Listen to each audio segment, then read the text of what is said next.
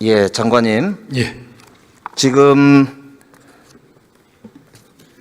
법제처가요, 헌법주석서라는 걸 발간을 했거든요. 거기에 보면 대통령 직무대행의 범위는 현상 유지 위주로 해야 된다, 새로운 걸 하면 안 된다, 이렇게 되어 있고요. 서울대 총장이자 한국법학교수회 회장인 성낙인 교수 헌법학 책에도 권한대행의 범위 밖에 있는 게 헌법재판소장, 헌법재판관, 대법원장, 대법관 등의 임명이라고 명시되어 있습니다. 이 견해에 대해서 어떻게 생각하십니까? 우리 헌법에는 대통령 권한대행의 권한 범위에 대해서 특별한 규정이 없고 학계나 실무에서는 다양한 견해가 있는 것으로 알고 있습니다. 장관님 견해는 어떠십니까? 저는 여러 견해 중에 여러 가지 상황을 나누어서 설명하는 경우도 있습니다만 권리와 사고는 다르다고 생각을 하고, 그 다음에 이 헌법재판소 구성을 입법, 사법, 행정으로 나누어서 임명하도록 되어 있는데 지금 문제되는 부분은 행정부 몫으로 되어 있는 부분이라서 총리께서 필요성이 있다면 임명할 수 있다고 생각을 하고 그렇게 총리께서 판단하고 결정한 것으로 알고 있습니다. 자, 한덕수 대행이 12월 26일인가요? 담화문 발표한 내용 아시죠? 거기 보면 헌법기관 임명을 포함한 대통령의 중대한 고유권한 행사는 자제하라는 것이 우리 헌법과 법률에 담긴 일관된 정신입니다 라고 한덕수 대행이 본인 입으로 직접 발표한 발표문이에요.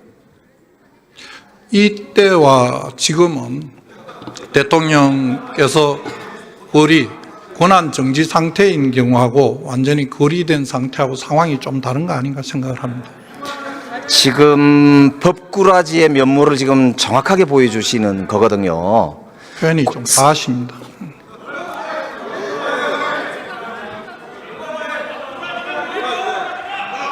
지금 헌법기관의 임명과 하면은 헌법기관들이 하게 되어 있는 거고요.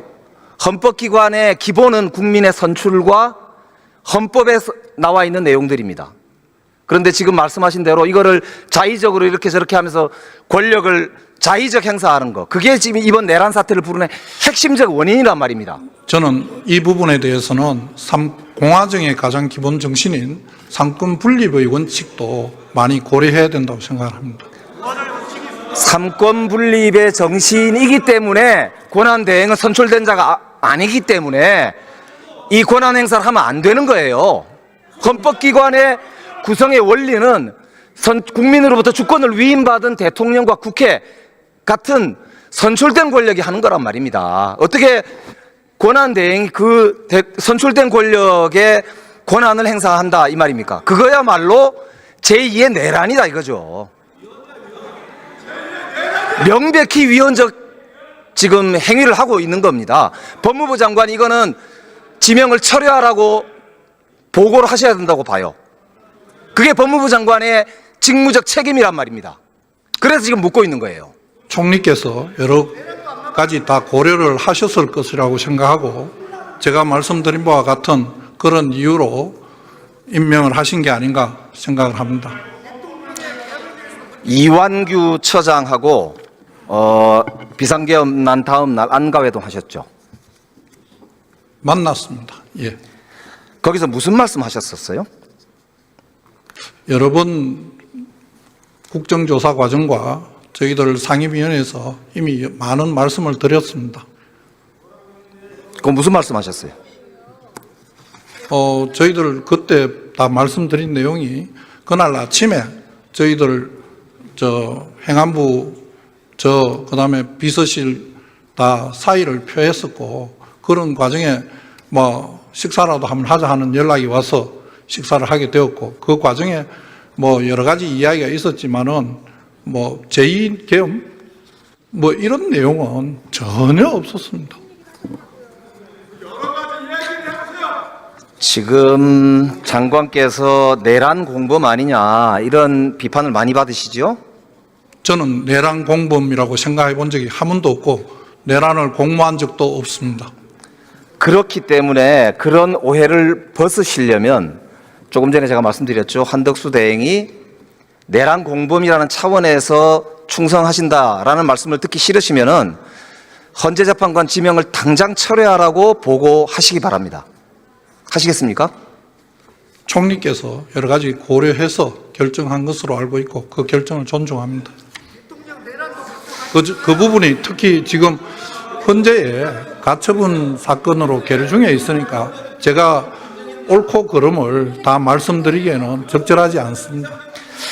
자, 오늘 보도를 보니까요.